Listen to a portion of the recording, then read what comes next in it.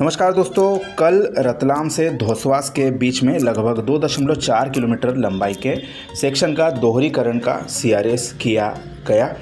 पश्चिम क्षेत्र के रेल संरक्षा आयुक्त श्री ई श्रीनिवास ने सेक्शन का बारीकी से निरीक्षण किया।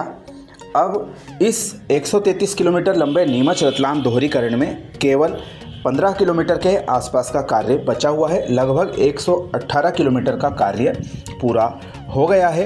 लंबे समय से यह कार्य चल रहा था और अब केवल हमारा नामली से मंदसौर का सेक्शन बचा हुआ है, जिसको कि आगामी अप्रैल महीने में पूरा करके इसका भी सीआरएस निरीक्षण किया जाएगा और यह पूरी परियोजना को जनता को समर्पण किया जाएगा। जल्दी ही उम्मीद की जा रही है कि बाकी बचे हुए कार्य उक्त बचे हुए सेक्शन में पूरे हो जाएंगे। इस बीच जो कल सीआरएस निरीक्षण लिया गया, इसमें सीआरएस महोदय के द्वारा सेक्शन में स्थित पुलों, ओवरहेड इक्विपमेंट, ट्रैक सिग्नलिंग और अन्य सुरक्षा व्यवस्थाओं की गहन जांच की गई। इसके पश्चात निरीक्षण ट्रेन को करीब 120 किलोमीटर प्रति घंटा की रफ्तार से दौड़ाकर ट्रैक की गुणवत्ता और सुरक्षा मानकों को परखा गया।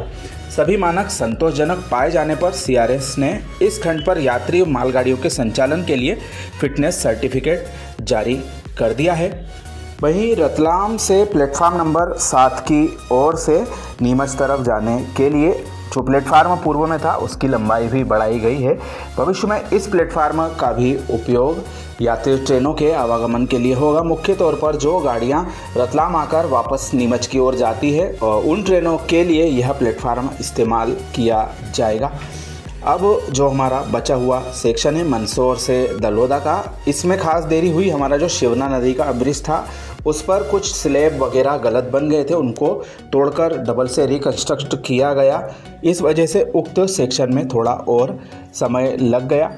इस पूरी परियोजना की लागत लगभग 1100 करोड़ रुपए के आसपास है और जैसा कि इसका जो टारगेट था पिछले वर्ष पूरा होना था, लेकिन विभिन्न व्यवधानों के कारण से इसका कार्य अब जाकर संपन्न हुआ है। और ये आप देख रहे हैं नज़ारे हमारे सीआरएस ट्रायल के कि स्पीड में धोसवास से रतलाम सेक्शन में इंजन दौड़ता हुआ नज़र आ रहा है। विभिन्न जो कार्य थे लंबे समय से चल रहे थे और छोटा सा सेक्शन था, लेकिन इसको सबसे अंत में अब पूरा कर लिया गया है।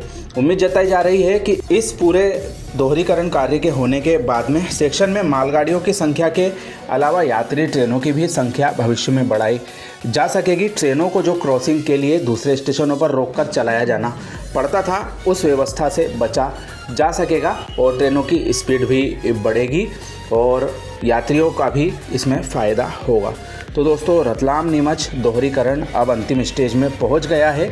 इसका रतलाम से धोसवास सेक्शन पूरा होने के बाद में अब केवल नामली मंदसौर सेक्शन के कार्यों के लिए जांच की जाने वाली है। जल्दी ही इसके बारे में भी हम आपको जानकारी उपलब्ध कराएंगे। छोटी सी अपडेट कैसी लगी कमेंट करके ज़रूर बताएं। आप सभी का धन्यवाद।